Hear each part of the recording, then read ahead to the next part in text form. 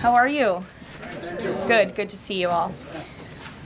What we have seen transpire in Los Angeles, California in recent days is shameful.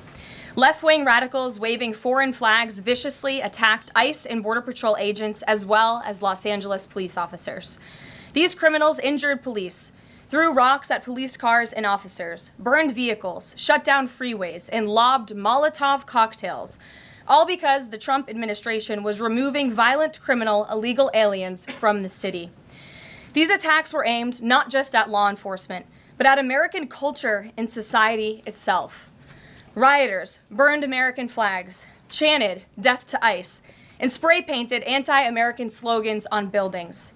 But President Trump will never allow mob rule to prevail in America.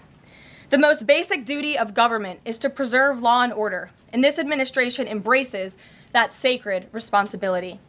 Democrats like Governor Gavin Newsom and Mayor Karen Bass shamefully failed to meet their sworn obligations to their citizens. They didn't have the courage to do the right thing and protect law-abiding Californians from rioters. That's why President Trump deployed the National Guard and mobilized Marines to end the chaos and restore law and order. The mob violence is being stomped out. The criminals responsible will be swiftly brought to justice, and the Trump administration's operations to arrest illegal aliens are continuing unabated. When the initial immigration enforcement actions took place on June 6th, Mayor Bass took to social media to say she was deeply angered by what has taken place. Mayor Bass then embarked on one of the most outrageous campaign of lies this country has ever seen from an elected official, blaming President Trump and brave law enforcement officers for the violence. She accused heroic American immigration and customs enforcement officers targeting illegal alien murderers, rapists, and pedophiles of, quote, sowing terror in communities and disrupting basic principles of safety in our city. Around the same time, Governor Newsom claimed that immigration enforcement actions were causing chaos. That's how radical Democrats have become. Their opposition to President Trump has forced them to side with illegal alien criminals in their communities and violent rioters and looters over law enforcement officers who are just doing their jobs. Mayor Bass and Governor Newsom fanned the flames and demonized our brave ICE officers. Instead of defending their city and their state, Karen Bass and Gavin Newsom claimed that in order for the riots and the violence to stop, ICE needed to leave and immigration raids must end. In other words, the position of the Democrat Party is that the federal government is not allowed to enforce our laws and to arrest and deport illegal alien criminals. They're attempting to use a violent mob as a weapon against their own constituents to prevent the enforcement of immigration law.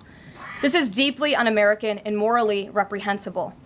President Trump received a clear mandate from voters to reverse the illegal invasion ushered in by Joe Biden's open border and to end the lawlessness represented by Karen Bass and Gavin Newsom's California. President Trump promised to carry out the largest mass deportation campaign in American history, and left-wing riots will not deter him in that effort. Sanctuary cities and states will no longer be allowed to shield illegal criminals from deportation. Just take a look at some of the illegal monsters who were taken off the streets in Los Angeles in recent days. A Vietnamese national, a known gang member with a conviction for second-degree murder. A Mexican national with convictions for child molestation who was armed with a dangerous weapon and had previous arrests for robbery and domestic violence. A Filipino national with convictions of rape, assault, burglary, and theft. A Mexican national convicted of statutory rape, narcotics violations, and hit and run. A Nicaraguan national with convictions for domestic violence and hit and run, and a previous arrest for willful cruelty to a child. And an illegal alien from Mexico who was arrested after allegedly throwing a Molotov cocktail at law enforcement officers during the Paramount riots on Saturday. He is now being charged with attempted murder. Law-abiding American citizens do not want these public safety threats living in their communities, no matter what Democrats like Karen Bass and Gavin Newsom may claim. And let this be an unequivocal message to left-wing radicals in other parts of the country who are thinking about copycatting the violence in an effort to stop this administration's mass deportation efforts. You will not succeed.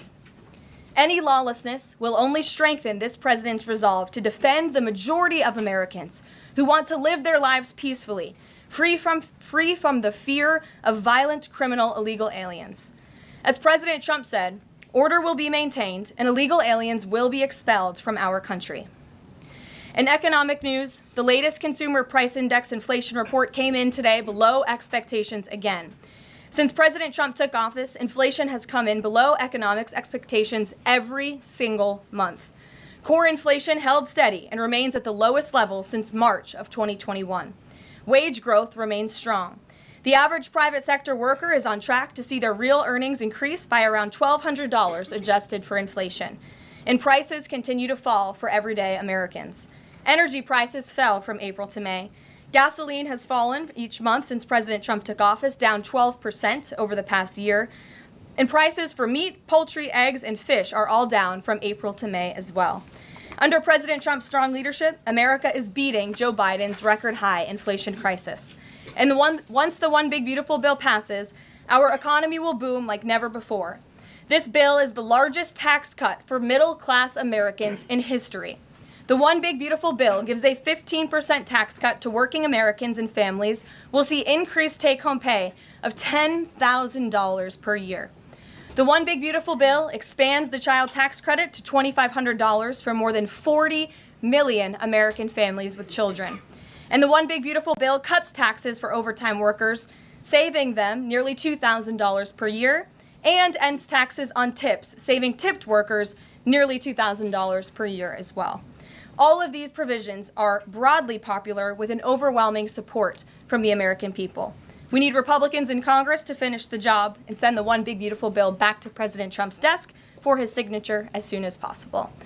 With that, we'll get to questions. I'm sure you have many of them today. Here in our new media seat is Elizabeth Mitchell, the White House correspondent for the Daily Signal, who's not afforded a seat in this room, but today she is. Thank you, Elizabeth.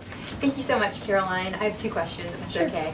First, a few Republicans on Capitol Hill are suggesting that President Trump scale back deportations, even as ICE is reportedly gearing up for raids in 5 more Democrat-led areas. Would anything dissuade President Trump, and would he consider sending in Marines if anti-ICE violence occurs in these cities? Well, I think I may have just answered both of your questions with my opening monologue. The Trump administration is going to continue the mass deportation effort that the president promised the American public. Many of you were at those rallies in cities and communities across the country when the president spoke about his commitment to removing violent illegal criminals and anyone who has broken our nation's immigration laws from American communities.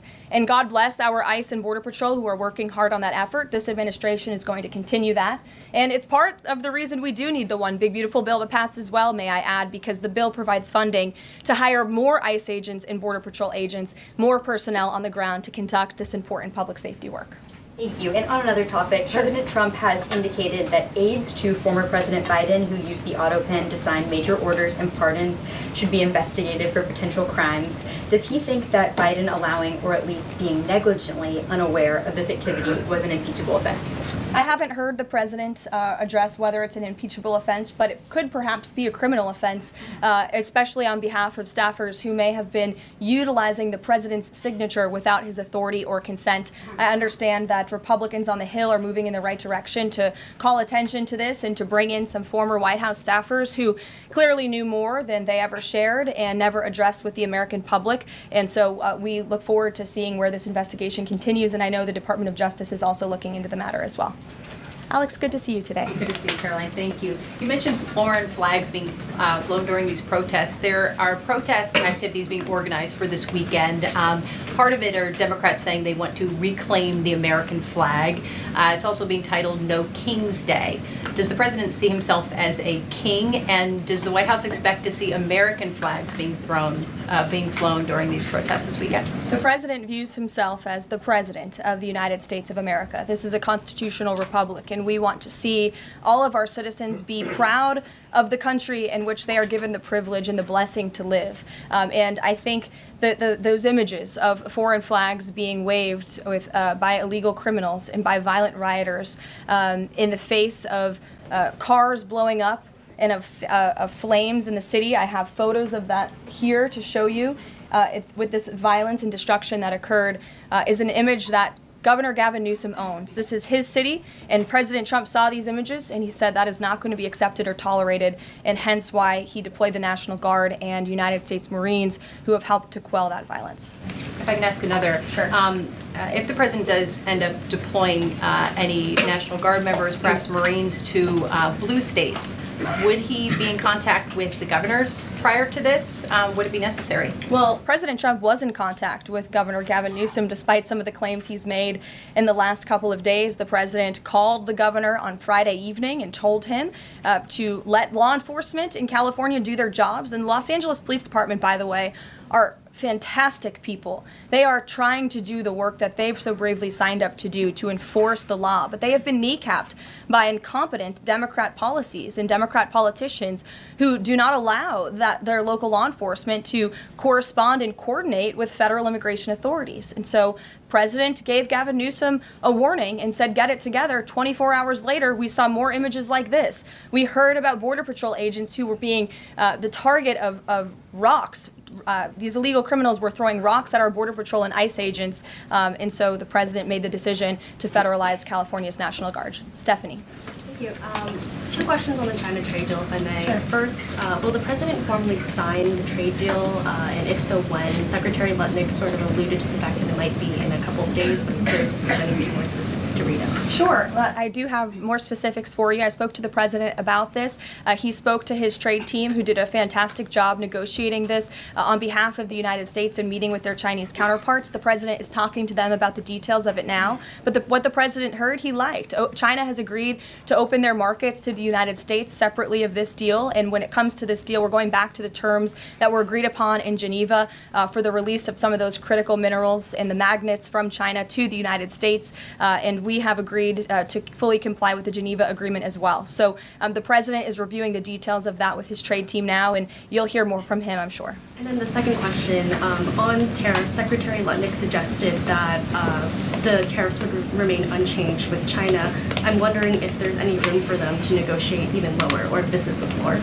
I won't get ahead of any further negotiations. We're in a great place right now, and I would add that this is the result of a lot of hard work from the president and his team, and the president has a good and respectful relationship with President Xi, and as you know, they had a direct conversation which led to this success that the president announced on Truth Social this morning. JJ. On North Korea, has the president tried to resume dialogue with Kim Jong-un? There's some reporting that the president sent a letter and tried to give it to Kim Jong-un through some North Korean diplomats through the UN, and they declined to take it and send it to Kim Jong-un? The president remains receptive to correspondence with Kim Jong-un, and he'd like to see the progress that was made at that summit in Singapore, which I know you covered in 2018 during his first term. As for specific correspondence, I'll leave that to the president to answer. Sure. Good afternoon. Yeah, thanks. Back to the trade deal negotiations with China. Jimmy Lai, as you know, is a pro-democracy advocate, Catholic, sitting in solitary confinement in Hong Kong as we speak. His family believes he may be close to death. Did his name come up, Jimmy Lai's name come up in these negotiations with China? Not to my knowledge. I understand the negotiations were very much focused on our trade and economic relationship with China. Does the president believe he can free Jimmy Lai from prison? I'll check with the president. It's certainly an important issue, and I'll get back to you. Thanks, Caroline. The president said yesterday that paid insurrectionists were behind or were involved in the protests in Los Angeles.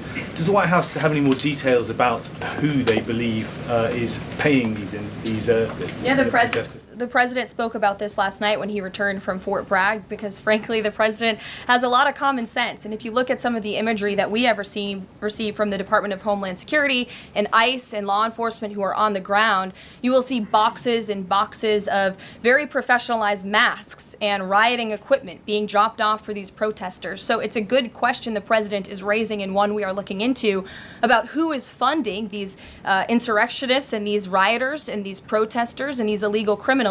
And I have updates for you on the numbers, by the way. Since June 6th, there have been 330 illegal aliens that have been arrested as part of these riots in Los Angeles. 113 of those illegal aliens had prior criminal convictions. And overall, and this includes arrests of American citizens, there's been 157 people arrested for assault and obstruction-related charges, including the attempted murder of a police officer with a Molotov cocktail. So who is funding these illegal aliens who are coming in with this very professional riot gear? It's a question everyone in this room who cares about truth should be asking. And we encourage your help in trying to get to the bottom of that question. Indina. Thank you, Caroline. About Elon Musk, he issued an apology this morning. Has the president accepted the apology, or does he think it's too little too late? The president acknowledged the statement that Elon put out this morning, and he is appreciative of it, and we are continuing to focus on the business of the American people. And has the administration started a review of Musk's government contracts, something that the president said he's considering? What do you mean by that? Has the administration started a review of the contracts that Musk and his companies currently have? No efforts have been made on that front as far as I'm aware. Okay. And just one more, if I may, on just everything sort of we've seen so far with the president's response to the LA protests. There is criticism that seems to suggest that the president responded the way he did because it was a deliberate, calculated attempt to sort of shift focus away from his feud with Musk. How would you respond to that? That the president responded to the LA riots, condemning the violence to from Musk. That's an incredibly disingenuous attack. The president saw images of Border Patrol and ICE agents being hailed with rocks and Molotov cocktails. He saw vehicles being burned to the ground with illegal aliens flying foreign flags, and that's what prompted the president to have this response that has clearly worked, because last night in Los Angeles, you didn't see many of those images. And I would add the governor and the mayor need to actually do more. I know Gavin Newsom had a big address to the nation last night. I guess he thought that's what it was for maybe his future political ambitions, but he spoke a lot of words. We haven't seen action. California has been a mess for years because of the incompetence of Gavin Newsom, so the president was responding to that only. Caitlin. Caroline, two questions for you. Sure. Over the weekend, Secretary Noem sent a memo to the Pentagon asking Secretary Hegseth to have and direct the military that's on the ground in LA to arrest and detain what she said were lawbreakers. Is the president okay with that? And under what authority would the members of the military be able to arrest people inside the United States? I can't speak for a letter that came from the Department of Homeland Security. I can't speak for the president and what's currently happening on the ground now. And as you know, the president federalized the National Guard under U.S. Code 10, which he has the authority to do.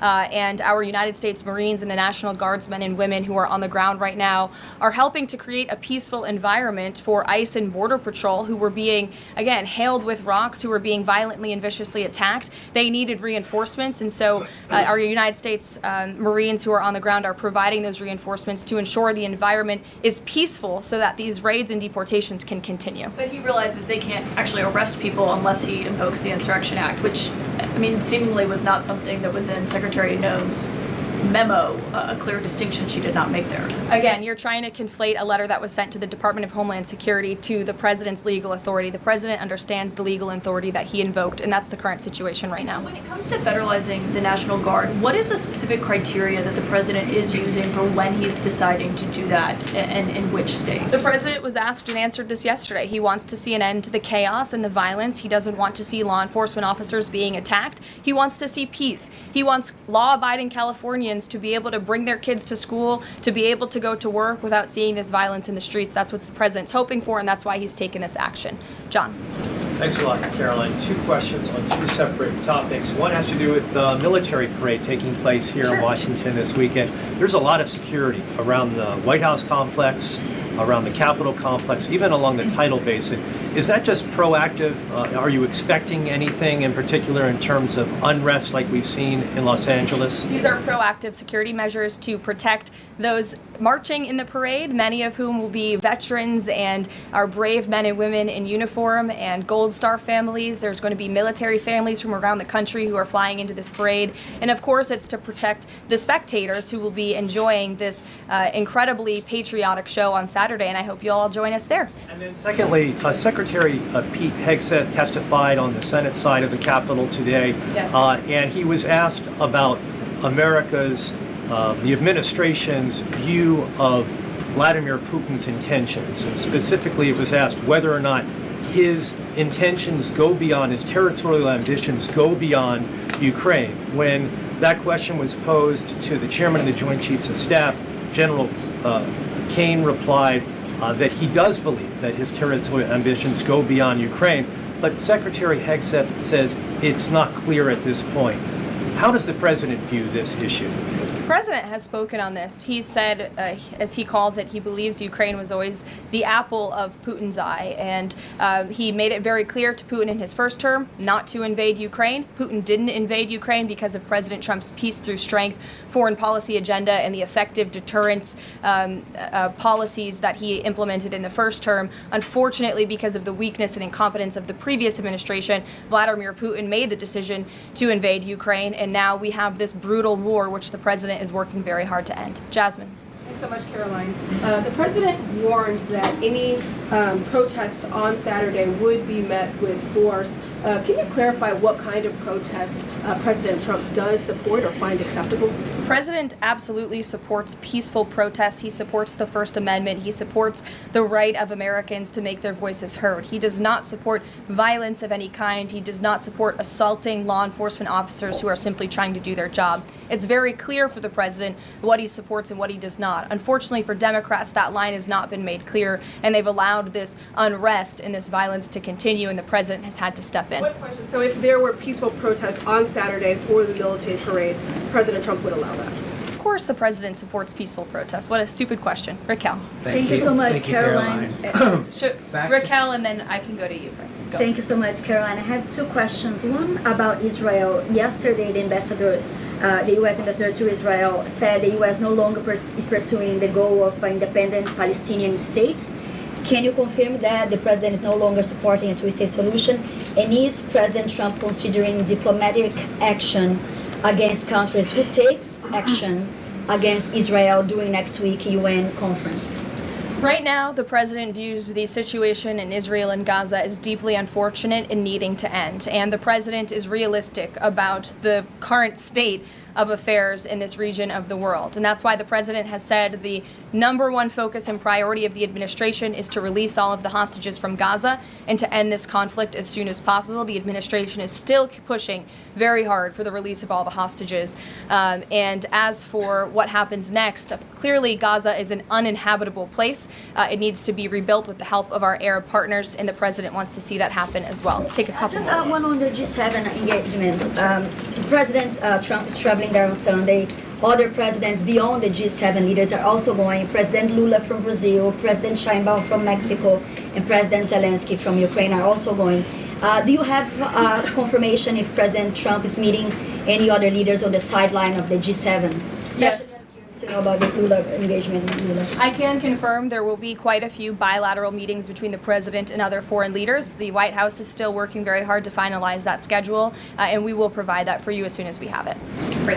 Thanks, Caroline. Just back to the China trade deal, can you talk about the status of the export controls that the U.S. imposed? Are those no longer being imposed? We are fully complying with the Geneva Agreement. Go ahead. Sure. Thanks, Caroline. One foreign question for you and one domestic. The foreign, the president, of course, has said he would lift sanctions on Syria. Is there an executive order coming along soon to go do that? And is the president planning to try to get involved in any kind of a peace agreement between Israel and Syria that would disengage those two? To the best of my knowledge, the Treasury Department took action after the president made that announcement in Saudi Arabia. Okay. And then on the domestic side, you were just asked about the First Amendment rights issues. In the president's comments yesterday, though, he just said protesters would be strongly dealt with. In your list before, you referred to insurrectionists, rioters, and protesters together. Obviously, they're quite different from your earlier answer. I'm struck by the fact that the president has not at any point said the most important thing here is to protect the First Amendment rights of peaceful protesters. So I'm wondering, where in his hierarchy of interests does he place that? Is the First Amendment protection the most important? Is stopping violence most important? Why is he not out saying all peaceful protesters will be protected? I think two things can be important at the same time. And the president, as I just answered, supports the right of Americans to peacefully protest. He supports the First Amendment. But that is not the majority of the behavior that we have seen taking place in Los Angeles. We have seen mobs of violent rioters and agitators assaulting law enforcement officers, assaulting our federal immigration authorities. And we have seen, as I said, this goes back to what this administration is trying to do and accomplish, and that's enforcing law and order in our nation's communities. And it's removing public safety threats from communities in Los Angeles. You're saying the majority have not been peaceful, the majority have been violent. I just read for you the arrest numbers. We've arrested nearly 400 illegal aliens alone, just illegal aliens who have been arrested in these riots since June 6th, since they began. Thousands of people on the streets. Yeah, and we've had hundreds of people who have assaulted law enforcement officers. Are you saying that that's that's appropriate behavior? No, Are you no, I'm saying not that saying the that at president all. I'm shouldn't just take trying to action? figure out- The Democrat governor and the Democrat mayor of Los Angeles have failed their citizens. And the majority of Americans, the majority of Californians do not want to see law enforcement officers being assaulted in the streets. And thankfully, the president took action and stepped in to protect our federal law enforcement agents, to protect federal buildings, to protect the federal mission of deporting illegal criminals off of our streets. And that mission will continue every day as far as we're concerned. Thank you, guys. Thank you, Caroline.